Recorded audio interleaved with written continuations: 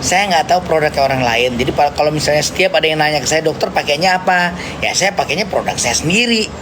Jadi bukan saya jualan, pakailah produk Gyut, produk saya satu-satunya yang terbaik di dunia. Nggak pernah saya ngomong gitu. Ya nggak pernah. Malah saya bilang kalau Anda udah punya produk yang biasa Anda pakai dan Anda nyaman, silahkan ya. Silahkan dipakai. Tapi kalau nanya ke saya nggak bisa jawab karena saya nggak tahu. Jadi Anda cobain aja kalau emang Anda ngerasa saya selama ini pakai sabun enak nih dok, nggak ada reaksi, ya udah coba terusin. Saya pakai moisturizer juga enak nih, ya silahkan. Yang penting produknya cuma sabun, moisturizer, sunblock, itu yang paling aman. Karena kalau kayak krim malam ya, krim malam itu selalu ada zat aktif tambahan yang menjadi bagian dari formulanya. Nah ini yang seringkali ada efek eksfoliasi, dan ini yang harus hati-hati dulu pada kasus flek melasma yang sudah over treatment atau yang penyebabnya memang over treatment gitu ya. Jadi kenapa? Karena skin barrier udah segini tipis nih, masih dikletekin sama krim malam. Nah ini jangan dulu ya, istirahatin dulu kulitnya, itu maksud saya. Gitu juga penggunaan laser dengan penggunaan chemical peeling gitu. Kalau pada kulit normal ya silahkan gitu. Nah, penting jangan dikerjakan secara berlebihan. Tapi pada kulit yang udah skin barriernya rusak ya, udah gitu masih kita hajar dengan proses depigmentasi dengan menggunakan entah itu metode laser, entah itu metode peeling atau dengan krim malam. Nah itu akan membuat skin barrier kita semakin terganggu gitu ya, terganggu. Kan ya kita lihat lah ya, sejak saya ngomong beginian mulai banyak konten-konten tandingan gitu, konten-konten tandingan yang dibuat oleh orang-orang tertentu ya, ada yang sejawat dokter, ada juga yang bukan gitu ya. Konten-konten tandingan itu ada yang bilang begini, laser tidak menipiskan kulit gitu, laser tidak membuat karena dia bekerjanya di dalam. Betul ya, laser itu memang banyak tipenya gitu, terutama apalagi pada penggunaan pico laser. Pico laser juga ada bekerja di superficial, ada yang bekerja di dalam.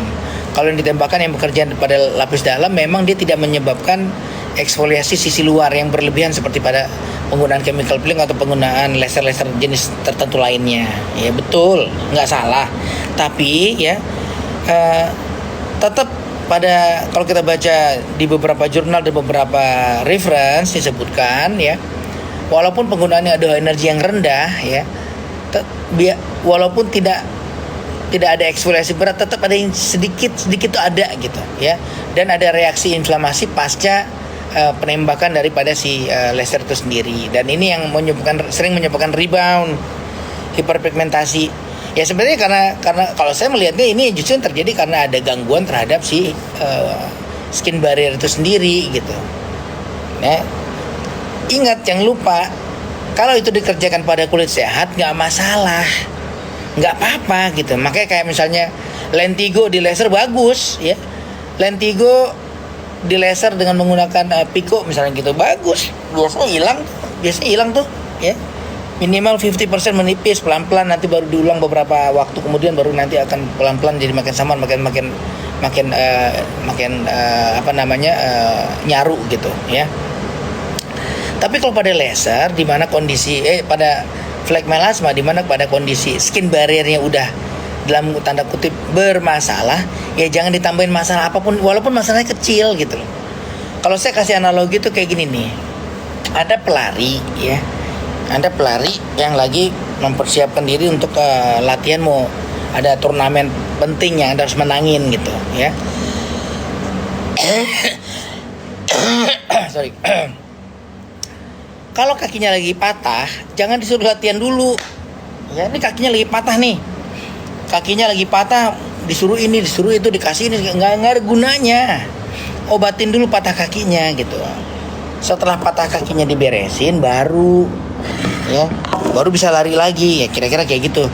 Kira-kira begitulah analoginya ya. Jangan lagi patah kaki disuruh lompat-lompat, disuruh latihan apa BC segala macam, nggak akan beres ya, nggak akan selesai masalahnya. Jadi sekali lagi, saya bukan berarti saya bilang nggak boleh filler, nggak boleh laser dalam kasus apapun, nggak boleh ya. Orang saya juga pakai, muka saya juga saya laser ya. Saya juga 3-4 bulan sekali saya suka laser ke wajah saya gitu. Terus peeling juga sesekali saya kerjain gitu. Cuma ya itu ngerti timingnya gitu. Ya, kan kita nggak mau segala sesuatu itu kalau dikerjakan dengan cara yang salah, dikerjakan berlebihan kan pasti nggak bagus. Itu loh poinnya, ya. Tapi yang saya bingung kenapa yang ditangkap itu masa si Tompi bilang nggak boleh laser? Ini saya nggak tahu siapa yang bermasalah dalam menangkap pesan. Ya, saya nggak pernah bilang nggak boleh laser, nggak boleh peeling, nggak boleh krim malam. Seolah-olah pada semua kasus nggak pernah. Ya, yang saya bilang pada case melasma, flek melasma yang berat, sedang berat terutama ya, yang skin barriernya sedang bermasalah. Semakin tipis skin barrier, jangan dihajar macam-macam dulu. Itu yang saya bilang, istirahatin dulu. Nanti begitu skin barriernya udah mulai sehat, mau sesekali ditambahkan laser atau peeling atau krim malam dengan tujuan membantu mempercepat proses depigmentasi, silahkan aja. Ya, silahkan aja gitu, tapi jangan berlebihan. Jangan sampai mengorbankan skin barrier makin tipis lagi. Karena begitu skin barrier tipis, taruhan deh, begitu skin barrier makin tipis, fleknya pasti nambah. Pasti. Ya. Makanya selama ini anda yang berobat flek melasma keliling kemana-mana, hasilnya 11-12. Bagus 2 minggu, 3 minggu, minggu ketiga keempat tiba-tiba gede lagi, menebal lagi. Bener nggak? Coba, ini mungkin ada yang baru bergabung, baru sekali 2 kali ikut saya gitu. Apakah benar yang saya sampaikan? Ya, Anda berobat flek melasma dengan pada saat skin barrier Anda lagi bermasalah. Skin barrier bermasalah itu cirinya apa sih? Kulit merah tuh kayak udang rebus, ya, tipis, berasa sensitif, nyelekit ya, nggak tahan terhadap rangsangan luar tuh, kayak gampang buat bereaksi gitu. Pakai apapun kayaknya gampang beruntusan gitu. Nah itu salah satu tanda-tandanya. Malah kadang-kadang ada yang reaktif banget sampai timbul jerawat, gampang hilang timbul gitu. Itu tanda-tanda skin barrier udah mulai bermasalah juga gitu. Apalagi kalau yang udah berat, muncul percak-percak flek melasma yang udah rata satu muka, ya. Nah selama ini kalau udah begitu Anda treatment flek melasma, ya, sedang dalam kondisi reaktif begitu, kulit tipis, nyelekit terus dihajar dengan laser atau dihajar dengan laser atau dengan peeling plus dikasih krim malam, apakah membaik nggak? Ya biasanya enggak. Bagusnya seminggu 2 minggu doang. 2 minggu bagus, minggu ketiga mungkin masih bagus, minggu keempat mulai timbul lebih banyak lagi dan lebih dalam lagi. Terus diulang lagi. Semakin diulang semakin parah. Betul apa salah? Coba jawab, betul apa salah? Iya. Jadi yang bisa menjelaskan kenapa semakin diulang semakin buruk, karena skin barrier semakin bermasalah. Artinya apapun yang dikerjakan sebelumnya itu membuat skin barrier Anda yang udah tinggal sedikit, yang udah tipis, ya, istilahnya udah cedera, ya, dihajar lagi ya, makin cedera gitu. Makanya nggak beres-beres gitu, ya. Makanya tidak beres-beres, ya. Nah, jadi gimana dong ya? Saran saya ya dirubah metodenya. Jadi memang kalau saya baca-baca lagi ya, sebagian besar yang dikerjakan di luaran sana, ya, mereka fokus pada proses depigmentasi. Jadi mereka ngelihat flek itu, mereka ini, saya merujuk ke orang-orang yang mengerjakan ini ya, bukan ke organisasi atau ke perhimpunan tertentu gitu ya. Saya nggak ngurusin. Tapi yang saya nilai itu pada case-case yang pada akhirnya datang ke saya gitu ya. Dan yang datang tuh bukan 10-20, ratusan, udah ribuan yang datang ke Beautiful, dalam hal ini ke saya pribadi, untuk case flek melasma gitu. Itu sebagian besar yang mereka alamin adalah yang tadi saya cerita. Pada saat awalnya fleknya tipis, ya, udah didiagnosa ini flek benar gitu. Karena memang kulitnya tipis juga. Jadi biasanya tuh lalu lintasnya begini nih. Awalnya kulitnya baik-baik aja, kayak kulit saya lah, ya, relatif oke gitu ya, nggak terlalu banyak masalah, relatif normal, kulit sehat lah ya. Terus karena pengen kinclong, ini rutenya nih. Karena pengen kinclong, dia datanglah ke center estetik ya, baik itu yang dijalankan oleh si A, si B, si C segala macam dengan berbagai brandnya. Datang ke sana, dilakukan prosedur standar lah buat mengkinclongkan kulit ya. Oh, itu macam-macam tuh. Ada yang rajin laser, ada yang rajin peeling, ada yang dapat krim malam, ya, dapat skincare etiket biru, ada yang ada yang perawatan tambahan dengan menggunakan metode-metode yang lain gitu. Banyak, semua metode lah. Mungkin semuanya udah pernah ngerasain. Which is itu bagus, ya. Nah, biasanya Anda yang kulitnya kusam atau kulitnya biasa-biasa aja selama ini belum pernah perawatan, setelah mendapatkan perawatan yang tadi saya sebut, nanti akan ada fase beberapa, ya, katakanlah 2 bulan 3 bulan setelah treatment kulitnya bagus banget. Ya enggak? Ya kan, biasa setelah treatment itu kulitnya bagus, kinclong, pelampi, mengkilap, ya, pokoknya keren kulitnya, bagus. Nah, biasanya itu karena ngerasa bagus, orang jadi senang. Karena senang dia jadi terusin aja tuh terus, ya. Nah, di sini yang suka lepas kontrol menurut saya. Entah itu pasiennya yang kadang-kadang ngerasa, oh ini krimnya bagus nih, dia balik lagi ke klinik yang sama atau ke dokter yang sama, ya. Terus dia nggak ketemu kontrol, langsung tebus resep. Itu banyak tuh kejadian. Kadang ngerasa bagus, ya. Atau dia ada juga nih yang beli skincare tertentu, entahlah skincare merek apa, dia nggak tahu, saya nggak tahu. Mungkin aja abal-abal atau apalah, ya. Dia ngerasa pakai skin lama bagus, karena dia ngerasa bagus dia terusin make itu terus sampai akhirnya kulitnya mulai menipis. Atau ada juga yang memang over treatment dari awal, di laser. Ini semua informasi saya dapat, bukan saya ngarang-ngarang, ya. Saya kumpulin dari case-case yang saya tanganin gitu. Iya dok, awalnya bagus dok, saya tuh rajin banget di laser sama di peeling di sebuah center gitu. Itu bisa di laser sebulan 3-4 kali. Saya tuh sampai bingung gitu, terus di peeling 2-3 kali dalam sebulan, berbarengan tuh sama di laser. Nah, ini sudah pasti over treatment. 2-3 bulan kemudian kinclong dok, kulit muka saya pelampi, keren kayak bapau. Kalau kata pasien itu kayak bapau, bagus banget dok, saya senang banget. Semua teman-teman saya bawa ke sana. Tapi setelah beberapa bulan, 6 bulan, setahun kemudian muka saya jadi begini, jadi tipis mukanya. Nah, itu tanda-tanda tipis mukanya atau apa?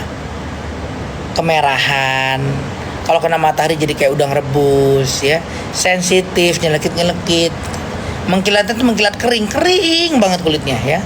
Terus itu kelembaban terganggu udah pasti. Terus pakai produk-produk, sejak itu pakai produk apapun gampang sensitif, gampang beruntusan, gampang sampai jerawatan, sampai breakout parah gitu.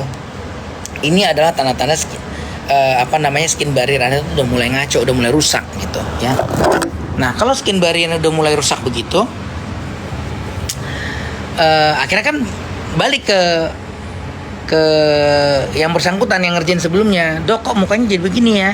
Nah, itu terjadi akibat akumulasi dari yang dikerjakan sebelumnya. Jadi bukan berdiri sendiri, ya. Nah, kadang-kadang pasien tuh suka mikir gini, oh flek melasma mungkin karena dia udah umurnya, udah saatnya karena kena matahari. Bukan.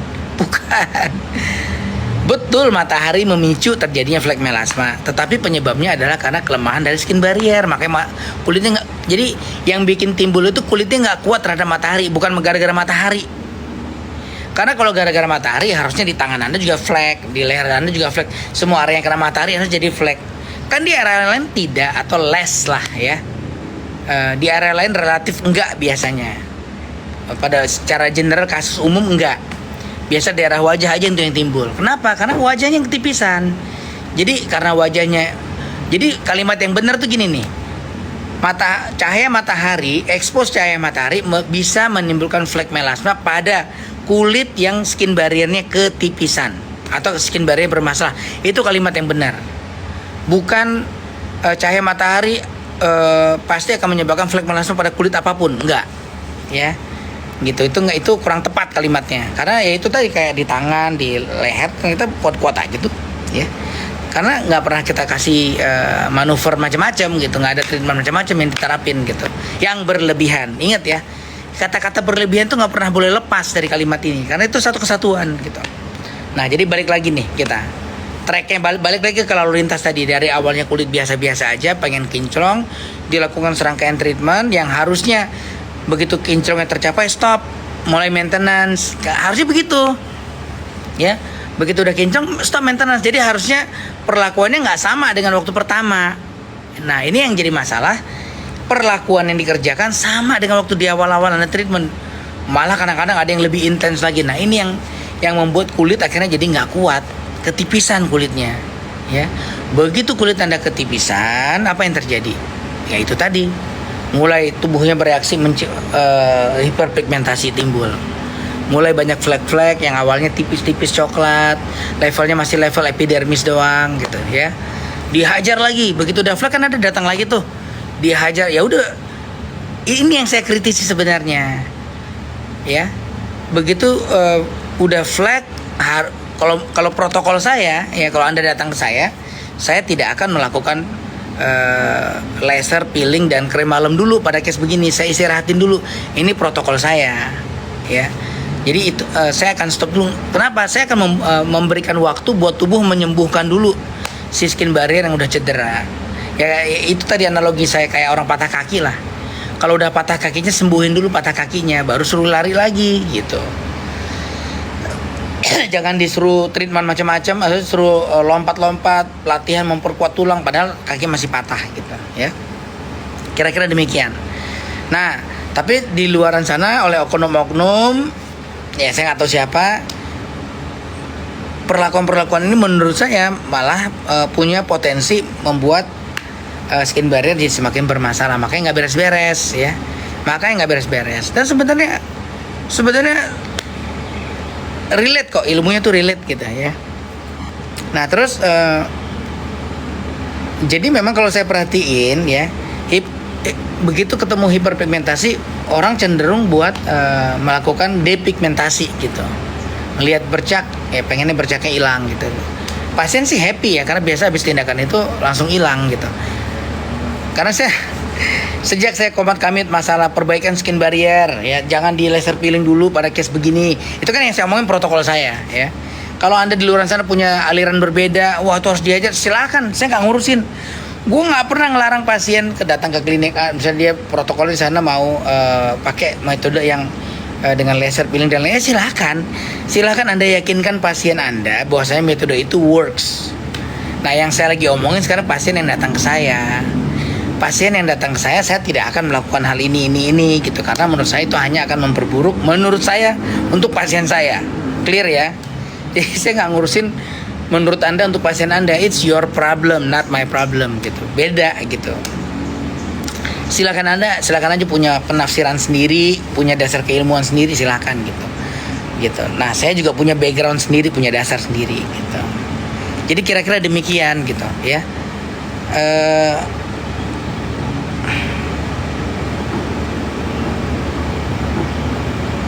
Oke, so saya rasa gitu ya. Jadi ya kita lihat metode mana yang paling efektif gitu.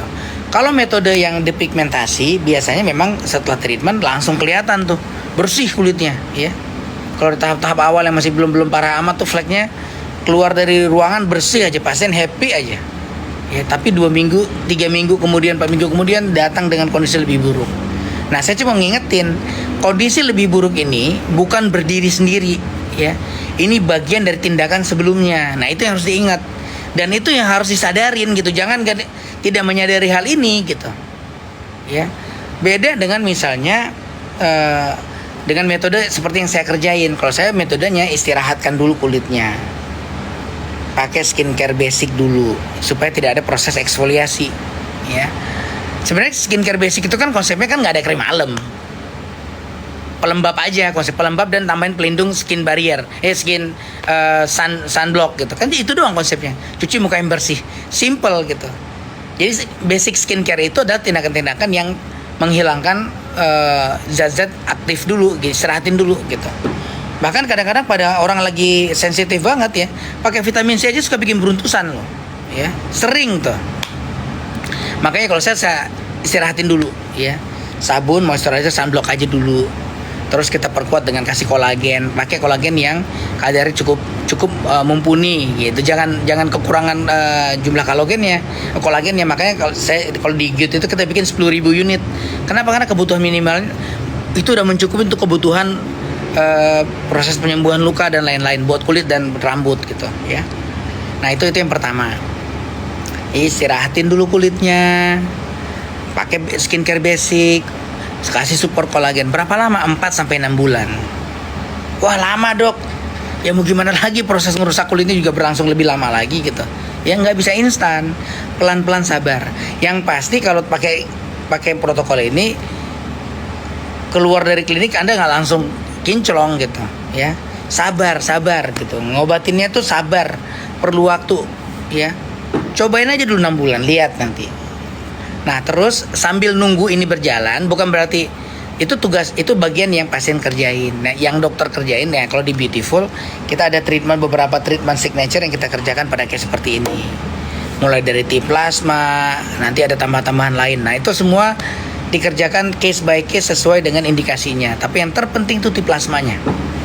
T-plasma ini mirip dengan PRP, tetapi saya nggak bisa bilang plek-ketiplek sama gitu, karena nanti ada kenapa saya sampai namain beda, karena saya nggak mau orang berpikir oh ini this is exactly PRP. No, it's different ya. Tapi konsepnya adalah konsep PRP, konsepnya. Tapi perbedaannya apa? Nah, perbedaannya itu yang kita kerjain ya. Silakan datang ke klinik Beautiful ya, nanti Anda akan ngerasain oh iya bedanya di sini gitu, bla bla bla lah ya. Jadi sekali lagi itu yang kita kerjain gitu. Nggak ada yang aneh-aneh, nggak ada ilmu khusus, ilmu baru, enggak. Ini cuma masalah ilmu timing, mengatur waktu, dan sebenarnya nggak ada yang which is bukan sesuatu yang baru juga, ya. Itu saya rasa udah rahasia umum, bukan rahasia umum, udah ilmu umum maksudnya, udah ilmu umum. Pada saat skin barrier lagi rusak, jangan diacak-acak. Itu bukan kalimat saya, itu di mana-mana juga ilmunya begitu gitu. Beresin dulu skin barriernya. Ya, Beautiful ada di mana nih, banyak yang nanya nih, di Surabaya, yang paling jauh dulu nih, Makassar. Ya, di Makassar udah ada. Anda browsing aja Beautiful by Dr. Tompi Makassar, keluar kok. Atau klinik Dr. Tompi di Makassar, ntar keluar tuh pas itu. Ya, Beautiful Makassar ada di Jalan Boto Lempangan. Surabaya ada di Landmark Pakuan Barat.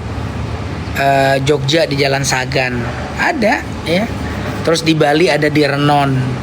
Terus kita juga udah buka di Bandung di Jalan Surya Sumantri. Kita juga ada di Bekasi di Ruko Sumarekon yang menghadap Hotel Haris tuh. Terus kita juga ada di Bogor di Jalan Bang Barung. Ya itu ada. Terus di Peak ya, di Peak ada di Ruko Avenue tuh ya. Terus di Ngoy Kelapa Gading juga ada. Ya. Terus juga ada di Pakubuwono, dan kalau di selatan tuh ada di Pakubuwono, terus di arah Tangsel itu kita ada di Alam Sutra, dan di Bintaro 9 di T-Space Bintaro. Ya silahkan gitu. Yang karena cari yang terdekat. Nah ini pelan-pelan saya lagi nyiapin, mudah-mudahan kejadian ya. Saya lagi mau bikin gara-gara ini nih sebenarnya nih. Ya saya tadinya kita cuma mau bikin klinik tambahan Beautiful aja. Cuma kalau buat Beautiful tuh agak panjang perjalanannya karena trainingnya lama, terus melibatkan dokter bedah plastik, jadi nggak bisa lebih cepat pergerakannya. Tapi kalau cuma buat ngatasin flek melasma, apalagi pada case-case yang over treatment, harusnya bisa lebih gampang ya. Nyiapinnya lebih gampang, makanya saya lagi mau nyiapin, kepikiran apa kita buka aja deh klinik melasma kalau kayak gitu, daripada ya kita bukan apa ya, kasihan gitu pasien-pasien flek melasma yang memang pengen ngeberesin flek melasmanya, yang memperbaiki yang selama ini mungkin udah kemana-mana tapi ngerasa belum cocok gitu, belum pas, belum efektif ke mereka, ke case mereka gitu. Nah saya coba dengan metode yang bukan baru ya, metodenya ala Beautiful ini gitu.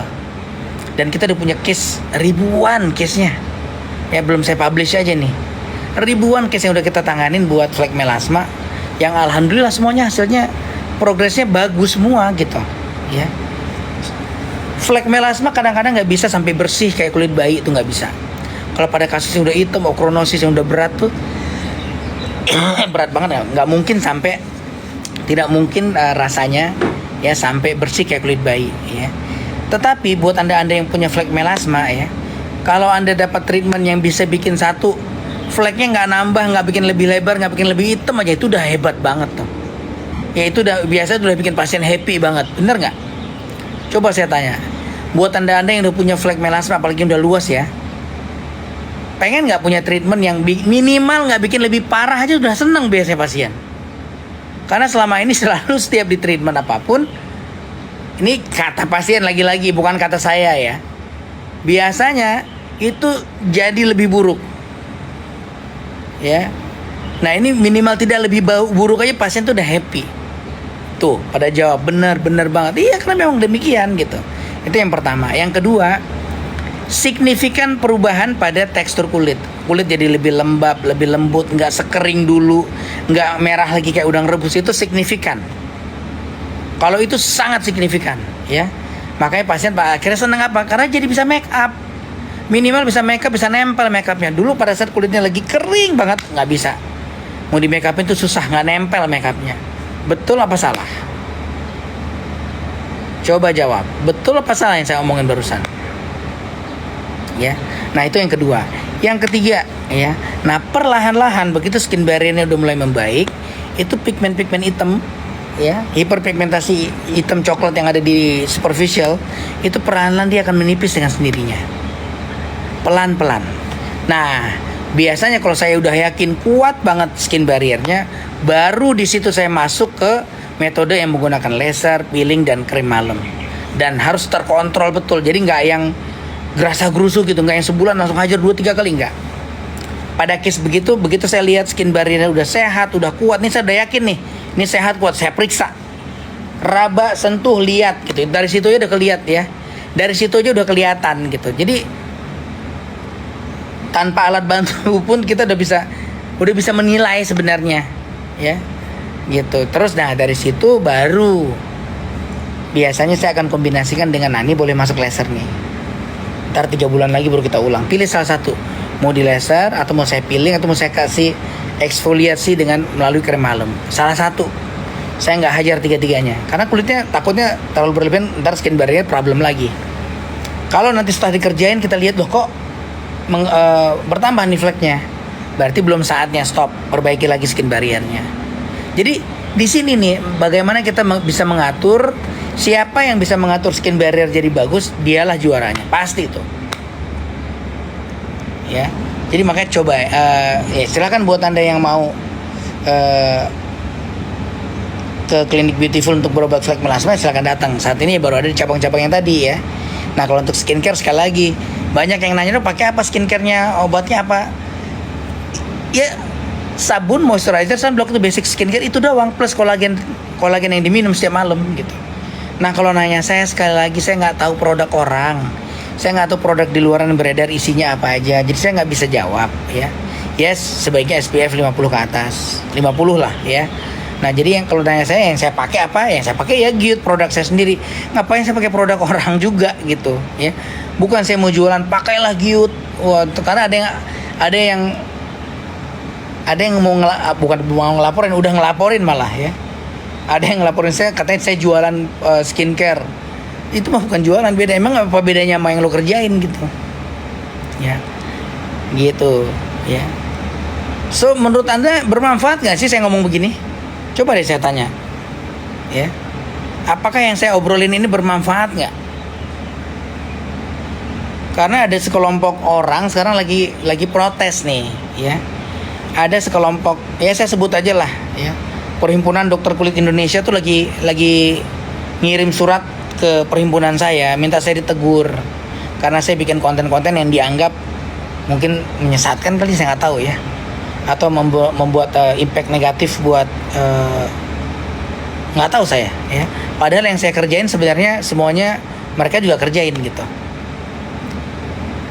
ya. Cuma terus sampai mempertanyakan kompetensinya apa, evidence based medicine-nya apa gitu. Orang semuanya ada kok, yang saya kerjain semuanya ada evidence base-nya. Dan per itemnya mereka juga ngerjain gitu. Jadi konyol banget nanya yang begituan. Kecuali saya ngerjain sesuatu yang mereka nggak kerjain gitu. Ilmu baru dari surga gitu. Ya enggak. Sama persis yang saya kerjain. Cuma bedanya di timing. Mengatur timing.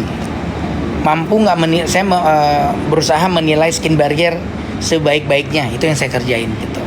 Ya. Jadi mereka Perdoski itu lagi ngelaporin saya ke Perapi, ya minta saya ditegur, dibina untuk sesuatu yang saya nggak tahu salahnya di mana gitu. Ya.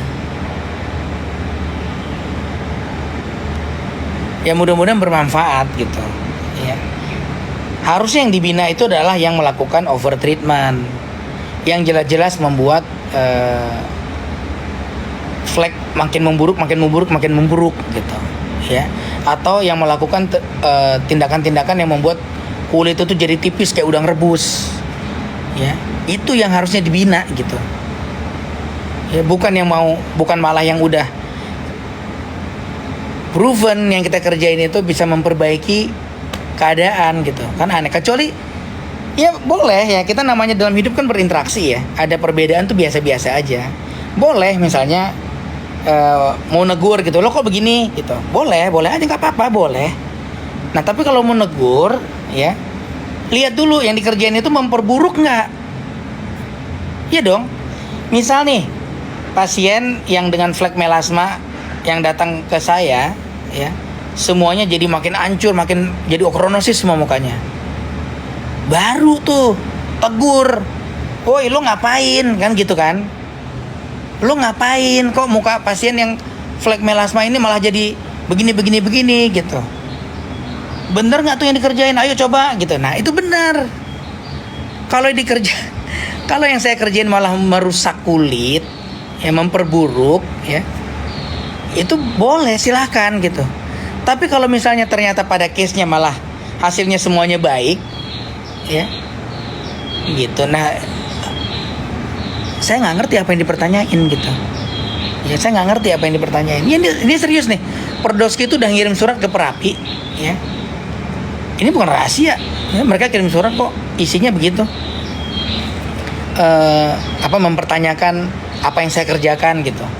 Itu yang pertama. Terus keberatan dengan live-nya saya yang dianggap membuat entah menyudutkan atau apa gitu bahasanya gitulah ya gitu.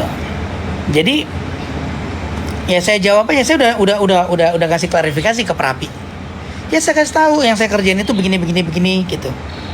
Terus ada juga pertanyaan, kan ini ilmu, apakah bidang ini menjadi bagian dari bedah plastik? Iya, ilmu bedah plastik. Coba browsing deh, di luar negeri itu banyak banget dokter bedah plastik yang ngobrol tentang flek melasma.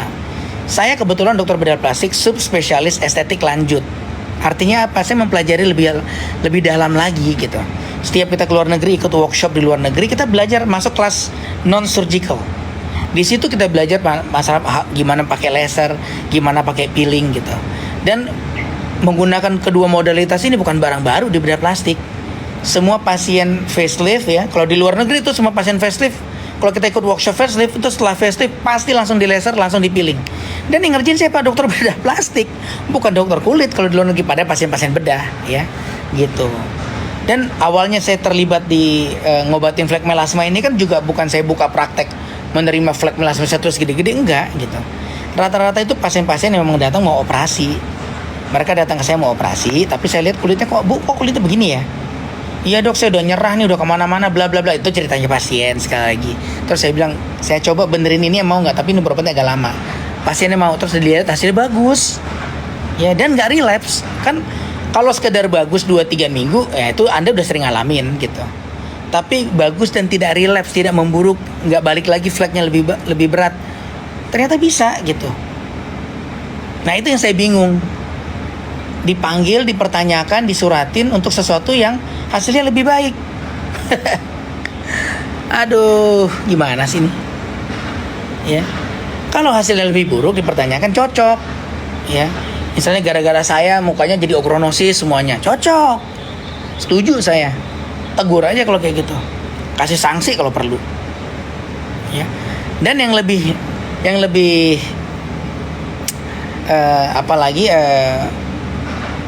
unik lagi, di antara sesama mereka pun banyak, nggak kalah banyak yang setuju dengan apa yang saya kerjain gitu. Dan mereka juga ngerjain yang sama, metodenya mirip gitu. Jadi di antara mereka juga lagi ribut-ributnya cuma masalah ya udahlah itu urusan mereka lah ya, saya nggak mau ikut campur urusan organisasi orang gitu, nggak penting gitu ya. Tapi kalau mau ngomong secara keilmuan, ayo gitu, saya terbuka banget. Mau ketemu diskusi, let's go, ayo kita ketemu ya.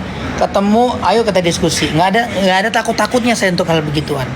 Kalau saya salah ya saya yang berubah. Ini kan ilmu tuh open ya, ilmu tuh terbuka. Bisa aja yang kita anut sekarang A, besok jadi B, mungkin banget ya. Bisa aja yang kita kerjain ini, begitu kita tahu oh ternyata ini ada yang lebih bagus, kita beralih, bisa aja Ya. Itu yang namanya ilmu. Jadi kita berkembang terus. Kita selalu mencari ilmu yang legit gitu, legit, bisa dipertanggungjawabkan, of course, ya. Tapi kalau Anda berkoar-koar seolah-olah bedah plastik ngapain ngerjain beginian, oh salah, itu Anda kurang jauh mainnya. Bedah plastik itu ilmu jaringan, ya. Oh tapi nggak semua bedah plastik, ya kan nggak semua juga ngerjain, gitu. Nggak ada juga keharusan semua harus ngerjain. Saya kebetulan ngerjain gitu, dan saya mempelajari ini gitu, mempelajari betul, ya, mempelajari betul gitu. Tapi kalau Anda nanya diskusi, kadang-kadang ada tuh satu dua yang mancing-mancing dengan istilah-istilah yang biasa dipakai di mereka. Terus saya nggak tahu gitu, ya. Itu tidak lantas menjadikan Anda lebih hebat gitu, ya. Istilah yang saya pakai, saya kan belajarnya beda. Saya kan ilmu bedah plastik yang saya pelajarin. Ya ada satu dua jurnal dari dermatologis yang saya baca gitu. Tapi terminologinya mungkin tidak sama persis, tapi yang dimaksud barang yang sama. Itu fine aja, itu biasa gitu. Ilmu mah sama di mana-mana, universal, dan harusnya pasti ketemu gitu. Nggak mungkin nggak konsisten gitu. Nah saya malah terbuka banget. Ayo kalau mau ketemu, duduk, kita bicarakan semuanya dengan clear. Kita lihat mana yang konsisten, mana yang enggak. Karena ntar ketemu kok. Begitu ini nggak konsisten, pasti itu jadi kalimat. Setiap mereka akan memberikan suatu bantahan, nggak akan ketemu karena nggak konsisten, ya, tidak konsisten. Oke, ini coba kita mulai baca dikit ya komentar-komentar. Saya nggak ngambil job desk mereka ya, karena gini, saya tuh cuma di Beautiful ya, yang sekarang berjalan, saya tuh cuma bikinin konsepnya doang. Saya cuma bikinin protapnya doang. Yang ngerjain siapa yang ngerjain tuh tim saya kok. Saya cuma megang pasiennya kalau tim saya lagi nggak ada aja. Kadang-kadang SPKK, saya punya 3 SPKK di Beautiful. Kadang-kadang mereka lagi simposium atau memang pas lagi cuti nggak ada orang, baru saya yang handle pasiennya. Kalau pasien datang saya yang handle, ya. Terus saya punya GP tuh banyak banget di semua cabang. Katakanlah misalnya cabang kita hampir 12 kali, ya sekitar hampir 15-16 orang lah. GP yang bekerja sama saya sekarang gitu. Semuanya udah saya ajarin ilmunya, protokolnya gitu. Mereka yang kerjain, saya tuh nggak. Jadi daily yang saya posting kebanyakan tuh pasien yang dihandle oleh klinik. Tim saya yang kerja, makanya saya selalu mention siapa yang kerjain gitu. Ya di semua cabang yang saya sebut tadi, mereka yang kerjain gitu. Tapi dasar protokolnya, dasar pemikirannya saya yang bikin. Ya, ada beberapa hal yang saya di awal-awal saya diskusikan dengan tim dermatologi saya. Oh, menurut mereka begini. Oh, menurut saya begini. Akhirnya tengahnya begini. Gitu. Itu yang kita pakai sekarang gitu. Jadi ilmu tuh kita harus open ya. Gitu. Dan saya nggak pernah, coba deh dari awal, pernah nggak saya mendiskreditkan, oh si A, si B, si C ini pasiennya si ini kerjanya di klinik, nggak pernah. Saya nggak pernah sebut nama. Saya tidak, karena itu etika gitu. Kita nggak mau ngerusak orang lain, tapi yang saya kritisi itu bukan siapanya, tetapi apanya gitu, dampaknya yang saya kritisi, ya, dampaknya yang saya garis bawahi. Ya jadi mudah-mudahan clear lah ya, jelas gitu. Jadi sekali lagi tidak ada tendensi buat apa ya, menghancurkan kelompok tertentu gitu, atau apa yang namanya menyerang gitu. Sebenarnya nggak ada tendensi ke sana, cuma belakangan kan jadi agak panas gara-gara ada beberapa oknum dari SPKK dalam hal ini ya, bikin konten yang ambil joget-joget lah, konten yang sambil nyari begitu. Kayak kontennya tuh udah bukan menyerang ya, udah pointing langsung gitu. Ada yang sampai screenshot, ada yang sampai segala macam. Nah itu kan udah one on one ya, yang udah ngajak begitu ya saya layanin gitu ya. Tapi selama waktu belum ada begituan kan saya nggak pernah menyerang si A, si B, nggak pernah. Baru belakangan mulai emang dia bisa baca pakai ini, emang dia ngerti begini. Nah itu kan udah mulai nyubit tuh ya. Lo cubit gua tabok, kira-kira kan kayak gitu ya.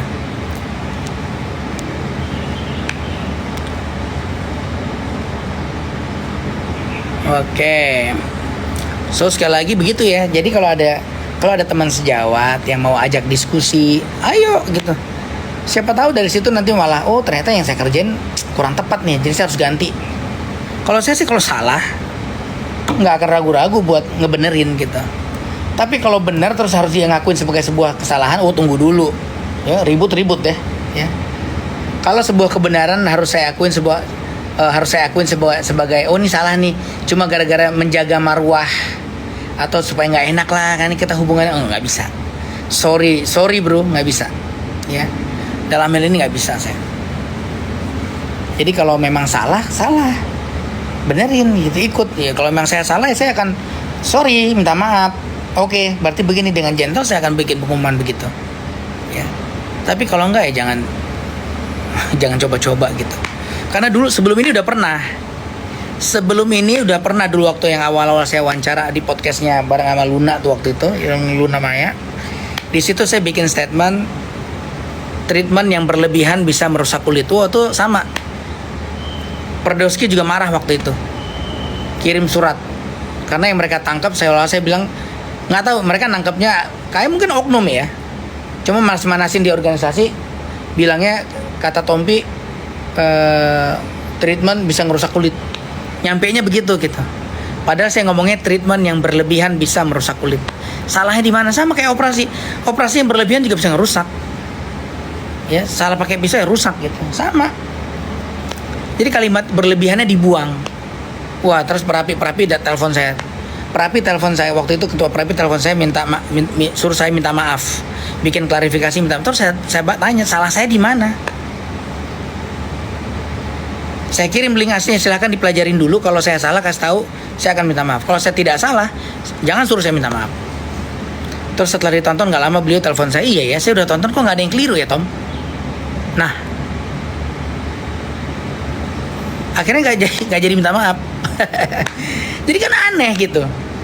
Ya, protes terhadap sesuatu yang mereka nontonnya juga nggak utuh gitu. Dia nonton mungkin capturean. Misal gini nih, saya lagi live kita tuh sampai sejam 2 jam. Yang kita ngomongin panjang lebar dan kontekstual. Ya buat case by case gitu. Tapi diterjemahkan secara umum gitu. Karena yang misalnya penggal gini. Ya jangan di laser dulu. Ya, jadi yang kepenggal yang beredar di luar tuh, pokoknya kalau flek melasma jangan di laser dulu, jangan dipiling dulu, ya, jangan krim malam dulu karena itu akan semakin memperburuk. Dah, segitu doang. Pada kontekstualnya kan saya lagi bicara protokol saya. Di protokol saya tidak jangan di laser dulu, jangan, itu protokol saya. Ya kalau di luar Anda mau kerjain begitu silakan, saya pernah kok ngomong begitu. Kalau di luaran ada protokol yang mengobati flek melasma dengan cara digini-gini ini, ya silahkan. Yakinkan pasien kalian, it works gitu. Tapi kalau case-nya ke saya tidak akan mau mengerjakan demikian. Loh, jelas kalimatnya. Ya. Gitu. Jadi yang saya lagi bicarakan adalah protokol saya gitu, bukan protokol orang gitu. Kontekstual gitu. Cuma karena dipenggalnya cuma segitu, ya jadinya seolah-olah saya ngelarang semua orang, wahai makhluk di muka bumi, janganlah kamu melakukan tindakan ini. Enggak begitu bro, ya, gitu, nggak begitu gitu. Ya, dan saya tidak pernah mengharamkan pakai laser buat muka, boleh, silahkan. Orang saya juga pakai, saya selalu bilang berkali-kali, saya juga pakai, nggak usah ke pasien ke muka saya pakai laser, saya pakai melasma, saya pakai peeling kadang-kadang gitu, tapi bergantian saya pilih gitu. Ya jadi kira-kira gitulah ya. Makanya saya tanya nih, masih bermanfaat nggak gitu? Apa ya saya selama ini pernah mendiskreditkan orang-orang tertentu? Buat Anda yang nonton utuh, rasanya seingat saya ya, saya tidak sampai terlalu nyebrang ke sana deh gitu. Malah saya selalu bilang kalau kulitnya lagi bermasalah, ya cari SPKK terdekat yang Anda percaya, kan gitu kalimat saya. Ya. Misal Anda kulitnya sekarang lagi jerawat parah nggak karu-karuan gitu, jangan ngobatin diri sendiri, cari SPKK terdekat yang Anda percaya gitu, kan gitu kalimat saya, selalu deh saya ngomong gitu. Ya jangan, karena sekarang tendensi orang sering berobat sendiri karena ngerasa paling juga dikasihnya ini gitu, padahal nggak sesimpel itu. Ya kayak jerawat aja penyebabnya banyak banget penyebab jerawat.